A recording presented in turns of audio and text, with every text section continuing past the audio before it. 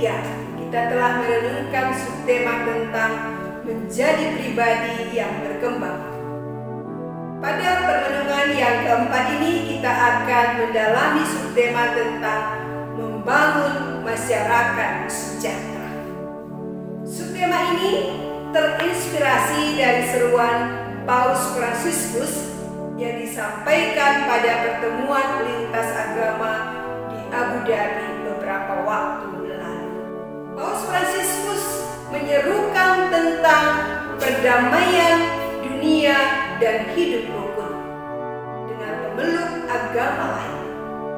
Sudah sejauh mana kita ikut menjalin relasi yang baik dalam rangka membangun kebersamaan dan kerukunan di lingkungan tempat kita tinggal? Sudah sejauh mana kita ikut ambil bagian dalam membangun kesejahteraan masyarakat dan negara kita? Renungan keempat ini diambil dari seruan Paus Fransiskus melalui sabda Allah yang dikutip dari surat Petrus yang pertama bab 2 ayat 11 sampai dengan ayat 17. Mari kita mempersiapkan hati dan pikiran kita untuk merenungkan subtema yang keempat ini. Marilah kita mengawali ibadat pendalaman kitab suci ini dengan membuat tanda kemenangan Kristus. Dalam nama Bapa dan Putra dan Roh Kudus. Amin. Marilah kita berdoa. Allah Bapa yang Maha Baik, kami bersyukur atas rahmat yang telah Engkau berikan kepada kami. Saat ini kami akan merenungkan sabda-Mu.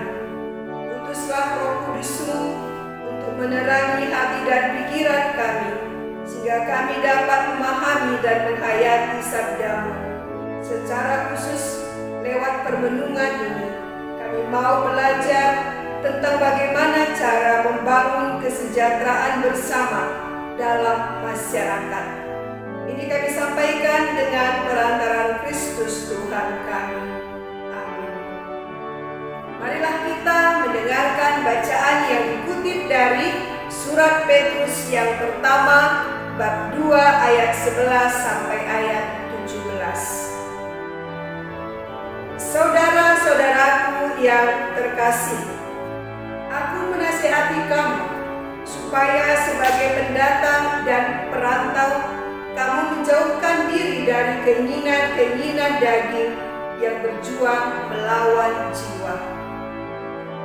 Milikilah cara hidup yang baik di tengah-tengah bangsa-bangsa bukan Yahudi, supaya apabila mereka memfitnah kamu sebagai orang durjana, mereka dapat melihatnya dari perbuatan-perbuatanmu yang baik dan memuliakan Allah pada hari Ia melawat mereka. Tunduklah karena Allah kepada semua lembaga manusia, baik kepada raja sebagai pemegang kekuasaan yang tertinggi, maupun kepada wali-wali yang diutusnya untuk menghukum orang-orang yang berbuat jahat dan menghormati orang-orang yang berbuat baik. Sebab inilah kehendak Allah, yaitu supaya dengan berbuat baik kamu membungkamkan kepicikan orang-orang yang bodoh. Hiduplah sebagai orang merdeka dan bukan seperti mereka yang menyalahgunakan kemerdekaan itu untuk menyelubungi kejahatan-kejahatan mereka. Tetapi hiduplah sebagai hamba Allah. Hormatilah semua orang, kasihilah saudara-saudaramu, takutlah akan Allah, hormatilah raja. Demikianlah sabda Tuhan. Saudara-saudari yang terkasih, melalui suratnya, Petrus menyapa saudara-saudaranya yang berstatus sebagai pendatang atau perantau. Petrus menasihati agar mereka menjauhkan diri dari keinginan-keinginan daging yang berjuang melawan jiwa. Memiliki cara hidup yang baik saat berada di tengah-tengah yang bukan sebangsanya. Tunduk karena Allah kepada lembaga manusia. Hidup sebagai orang yang merdeka, menghormati semua orang, mengasihi saudara-saudara, dan takut akan Allah. Kebebasan Kristen ialah kebebasan hidup sebagai hamba Allah, melakukan apa yang Allah kehendaki, bukannya keleluasaan untuk berbuat sekehendak sendiri menurut hawa nafsu yang berdosa, dengan alasan bahwa hal itu diperkenankan. Nasihat yang disampaikan oleh Petrus ini setidaknya menyinggung dua hal, yakni bagaimana berhadapan dengan sesama yang berbeda keyakinan dan bagaimana seharusnya berhadapan dengan pemerintah.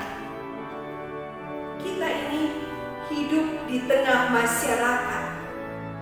Sebagai bagian dari masyarakat, kita harus ikut ambil bagian dalam membangun masyarakat yang sejahtera. Masyarakat sejahtera ketika setiap anggota masyarakat bisa memenuhi kebutuhan-kebutuhan dasar hidupnya, yakni sandang, pangan, dan papan. Pendidikan, juga kebutuhan spiritual, dan hidup secara rukun dan damai antara yang satu dengan yang lain.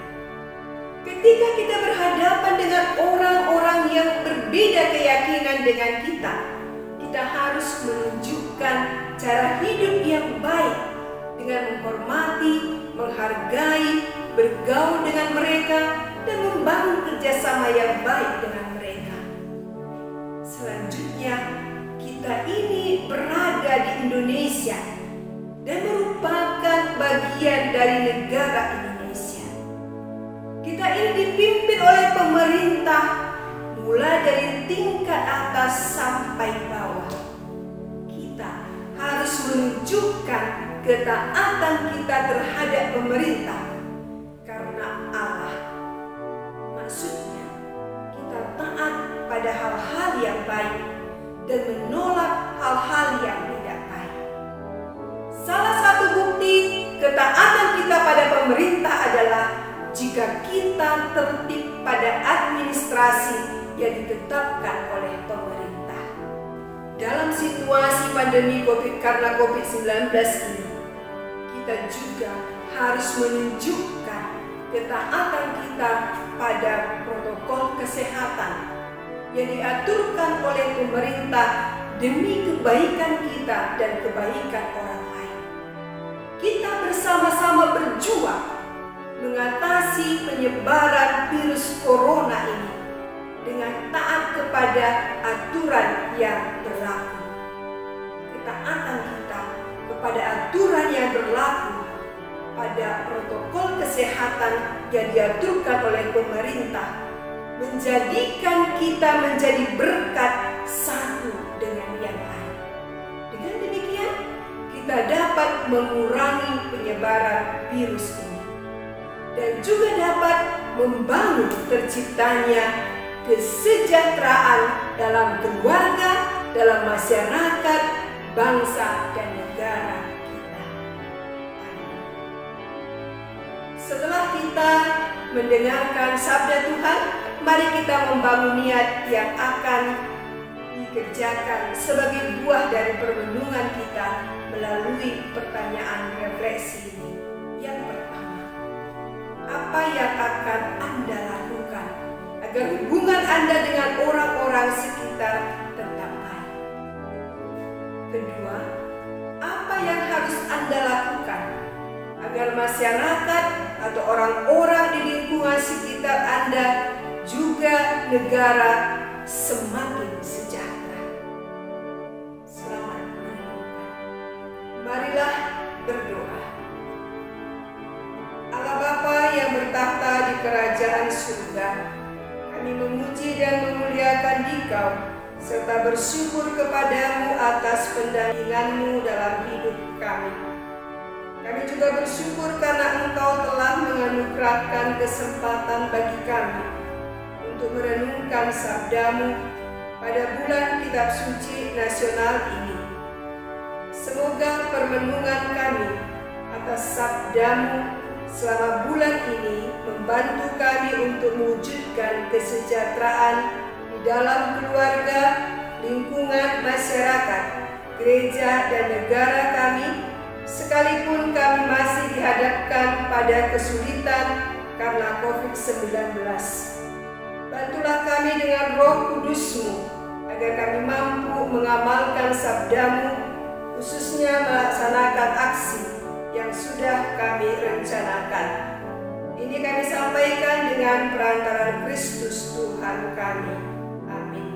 Dalam nama Bapa dan Putra dan Roh Kudus.